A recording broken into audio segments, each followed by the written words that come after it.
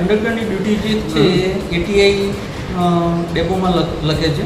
અને દશરથભાઈ પટેલ નામના એટીઆઈએ આ ફરજ બજાવે છે, જે કંડક્ટરનું ડ્યુટી રજિસ્ટર સંભાળે છે. એમને અહીંયાથી વારંવાર આ બાબતે 11 માસના કરાર કર્મચારી હોય એમને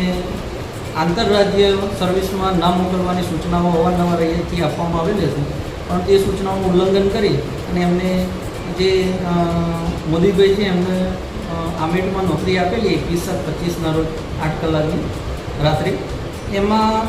એ ભાઈનું ત્યાં અકસ્માત થયેલું અને એ બાબતે અત્રે જાણ થતાં દશરથભાઈનું નિવેદન મેળવી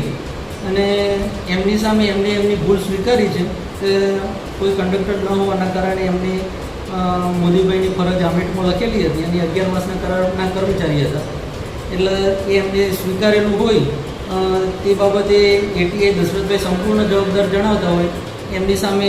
નિવેદનો મેળવી અને ખાતાકીય કાર્યવાહી અર્થેના રિપોર્ટ વિભાગીય કચેરી મહેસાણા ખાતે સબમિટ કરવામાં આવેલો છે. 11 માસના કરાર આધારિત જે કર્મચારી હોય છે એમને માસિક જે વેતન બાંધેલું છે એ જ આપવામાં આવે છે અને એમની જે કરારની શરતો છે એમાં પણ સ્પષ્ટ ઉલ્લેખ છે કે આ વેતન સિવાય એમને કોઈ સુવિધાઓ કે લાભ મળવા પાત્ર નથી. એ જે આગળ ઓડિયો વાયરલ થયેલો હતો એ આ જે એટીઆઈ ખરા દશરથભાઈ એમને ફરજ નથી લખેલી,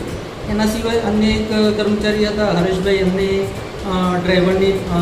ફરજ સોંપેલી હતી અને એ બાબતે પણ અત્રેથી કાર્યવાહી કરીને એમના વિરુદ્ધમાં પણ પગલાં લીધેલા છે. સરકાર કર્મચારીને અન્યાય થયો છે કંડક્ટરને, તો એના માટે આપ શું કહેવા માગો છો? એ જે કર્મચારી ખરા મેં આગળ પણ તમને કીધું 11 માસના કરાર આધારિત જે કર્મચારી છે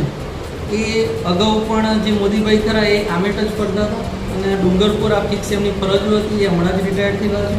અને એ એમની ફિક્સ ફરજોના કારણે જે એટીઆઈ ખરા એમને ત્યાં મોકલેલા છે, બરાબર. અને